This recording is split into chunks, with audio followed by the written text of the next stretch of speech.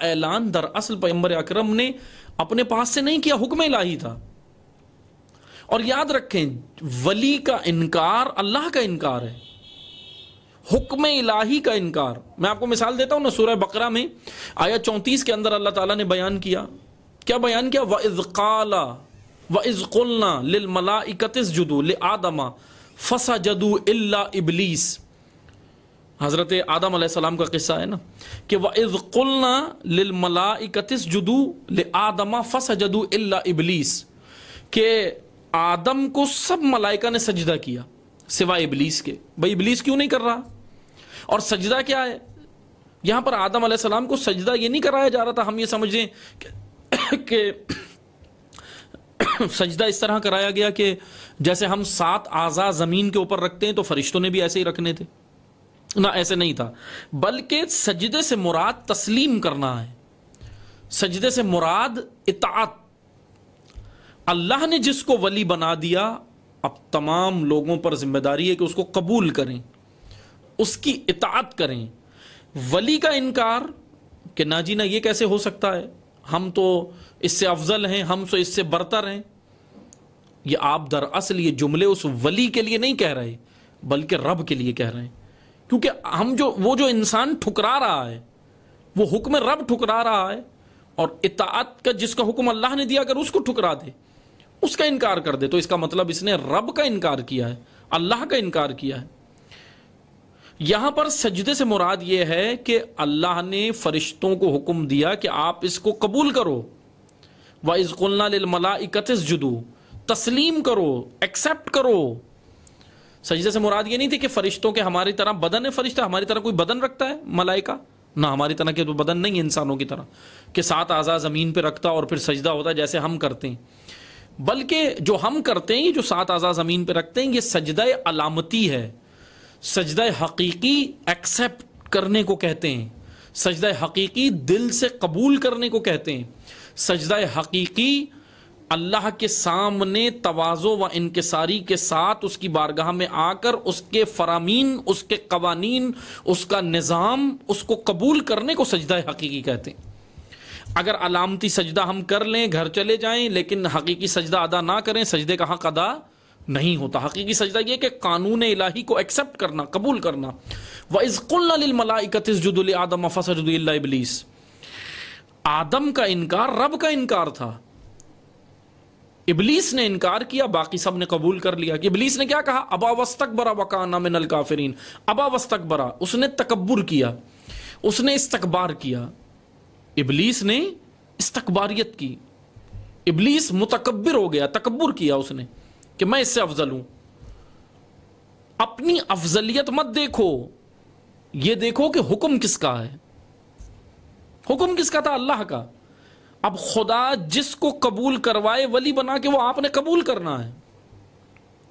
وہاں پر یہ نہیں کہنا کہ میں کیوں، میں تو اس سے افضل ہوں۔ یہ میں انسان کو ابلیس بناتی ہے۔ میں آج ہمارے اندر معذرت کے ساتھ یہ میں بھر گئی ہے، میں انسان کو ابلیس بناتی ہے کہ میں بھی کچھ ہوں، میں کیوں اس کو قبول کروں، میں کیوں اس کے سامنے آؤں۔ میں یہ نہیں دیکھ رہا ہوں کہ حکم کس کا ہے، میں اپنی افضلیت، اپنی برتری وہ جتانے کی کوشش کر رہا ہوں۔ یہ صفت ابلیسیت ہے۔ ولایت کا انکار، ولی کا انکار انسان کو ابلیس بناتا ہے۔ آپ دیکھ لیں، ولی کا انکار شیطان نے کیا، ابلیس بن گیا۔ اب اللہ اگر آدم کو ولی بنائے، اس کا انکار اللہ کا انکار ہے، اور انکار کرنے والا ابلیس بن گیا۔ اللہ اگر نوح کو ولی بنائے، اس کا انکار اللہ کا انکار، انکار کرنے والا ابلیس۔ اللہ اگر موسیٰ کو ولی بنا کے بھیجے، موسیٰ کا انکار اللہ کا انکار، اور انکار کرنے والا ابلیس۔ اللہ اگر عیسیٰ، ابراہیم، اسماعیل، تمام انبیاء کو اگر رسول اللہ کو ولی بنا کے بھیجے، رسول اللہ کا انکار، ان انبیاء کا انکار، اللہ کا انکار، اور انکار کرنے والا ابلیس۔ اب وہی رسول بحکم الہی غدیر خم کے مقام پر اگر اپنے بعد کسی ولی کا انتخاب منتخب کر کے بحکم الہی اگر تمہیں دے کر جا رہے ہیں کہ من کن تو مولا یہ لے لو، میرے بعد یہ مولا ہے تمہارا، یہ حاکم ہے، یہ امت کے سرپرست ہے، یہ علی سرپرست ہے، تو یہاں پر اس ولی کا انکار، اللہ اور رسول کا انکار، اور انکار کرنے والا ابلیس بن جاتا ہے۔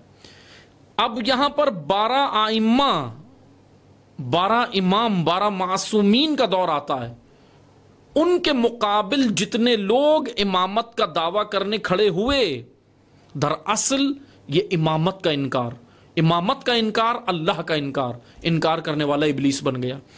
امام عصر پردہ غیب میں جا رہے ہیں، اس سے پہلے امام عسکری علیہ السلام اہتمام کر رہے ہیں کہ اب کیا کرنا ہے، 12واں بھی پردہ غیب میں چلا جائے گا، اب کس ولایت کے زیر سایہ رہو گے، کس ولی کے سایہ زندگی بسر کرنی ہے، 12واں پردہ غیب میں چلا گیا، اب تم کیا کرو، تم اب جا کر بس عیش و عشرت کرو، بالکل آزاد ہو، آزاد چھوڑ دیا اللہ نے، نہ بلکہ ابھی بھی نظام دیا، دور غیبت میں بھی ایک نظام دیا، دور غیبت میں بھی ولی دیا، اور وہ نظام ولایت فقی ہے،